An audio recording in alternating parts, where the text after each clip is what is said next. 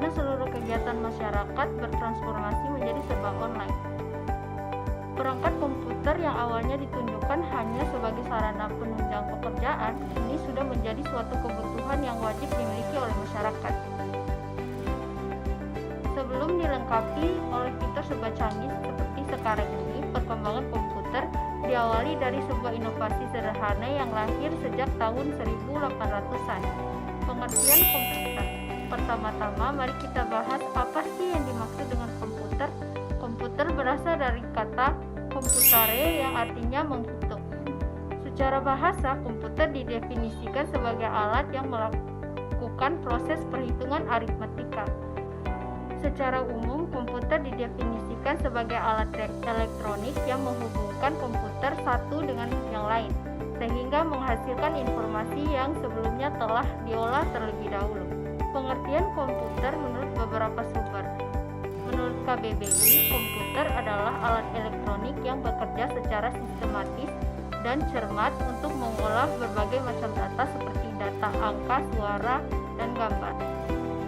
Menurut Robert H. Bismarck, komputer adalah salah satu alat elektronik yang mampu melakukan beberapa tugas, yaitu menerima input, memproses input sesuai dengan instruksi yang diberikan, menyimpan perintah-perintah dan hasil pengolahannya, serta menyediakan output dalam bentuk informasi. Menurut V.C. Hamster, komputer adalah mesin penghitung elektronik yang cepat dan dapat menerima informasi input digital, kemudian memprosesnya sesuai dengan program yang tersimpan di memorinya, dan menghasilkan output berupa informasi. Baik, langsung aja kita akan membahas komputer generasi pertama pada tahun 1940 sampai tahun 1956. Komputer generasi pertama ternyata dikembangkan untuk mendesain pesawat dan juga peluru kendali. Digagas oleh Conrad Zuse, komputer generasi pertama menggunakan tabung hampa udara sebagai sirkuit dan drum magnetik untuk memori. Komputer generasi pertama sangatlah mahal dan besar hingga memenuhi seluruh isi ruangan. ENIAC sebagai komputer elektronik pertama memiliki bobot 30 ton, panjang 30 meter, dan tinggi 2,4 meter. Komputer generasi pertama mengandalkan machine language, level bahasa paling rendah yang dapat dimengerti oleh komputer.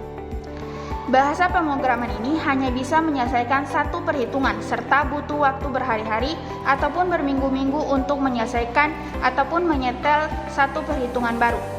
Selanjutnya kita akan membahas mengenai komputer generasi kedua pada tahun 1956 sampai tahun 1963. Diciptakannya transistor pada generasi ini mengubah wajah komputer yang diciptakan oleh generasi pertama. Transistor jauh lebih mengungguli tabung hampa udara dan memungkinkan komputer untuk jadi lebih cepat, mudah, murah, dan hemat energi dibandingkan dengan komputer pendahulunya.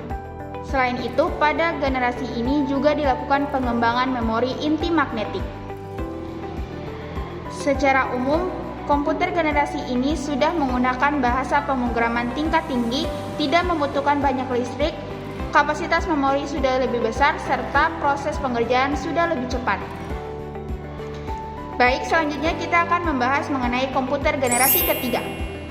Pada tahun 1964 sampai tahun 1971. Pengembangan integrated circuit menjadi penanda komputer generasi ketiga. Pada pemakaian komputer generasi kedua, transistor membuat komputer lebih cepat panas sehingga komputer generasi kedua ditinggalkan. Kemudian pada tahun 1958, Jack Bailey menciptakan integrated circuit atau IC, kepingan kecil yang dapat menampung banyak komponen menjadi satu. Komputer generasi ketiga ini menjadi lebih kecil, cepat, murah sehingga memungkinkan untuk tersedia di khalayak umum. Selanjutnya kita akan membahas mengenai komputer generasi keempat. Komputer generasi keempat dimulai pada tahun 1971 sampai sekarang. Mikroprosesor menjadi terobosan dalam mendatangkan komputer generasi keempat.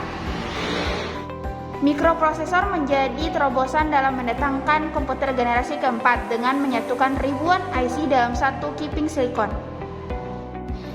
Komputer generasi pertama yang semula dapat mengisi seluruh ruangan sekarang sudah dapat digenggam dalam satu genggaman tangan. Muncullah laptop yang sangat portable dan dapat dibawa kemana-mana. Seiring komputer-komputer kecil ini menguat, mereka dapat dihubungkan untuk membentuk suatu jaringan yang pada akhirnya dapat mengawali perkembangan internet. Yang terakhir adalah komputer generasi kelima, di mana komputer ini berentan waktu pada masa sekarang hingga masa depan. Komputer generasi kelima ini yang kita gunakan ditandai dengan munculnya LSI, Large Scale Integration, yang merupakan pemadatan ribuan mikroprosesor ke dalam satu mikroprosesor. Komputer generasi kelima ini juga ditandai dengan munculnya semikonduktor. Komputer kuantum dan penggunaan nanoteknologi juga akan merubah besar-besaran wajah komputer yang kita kenal. Adapun tujuan dari komputer generasi kelima ini adalah mengembangkan komputer yang dapat merespons suara bahasa dan dapat belajar secara sadar. Pembahasan yang sudah kita bahas bersama di video ini, kita sama-sama tahu bahwa komputer mengalami banyak perkembangan dari pertama memasuki pasar hingga pada zaman sekarang ini. Untuk itu, jangan lupa menggunakan teknologi yang sudah canggih di zaman sekarang ini dengan baik dan benar ya, yaitu salah satunya dengan menggunakannya untuk manfaat pembelajaran.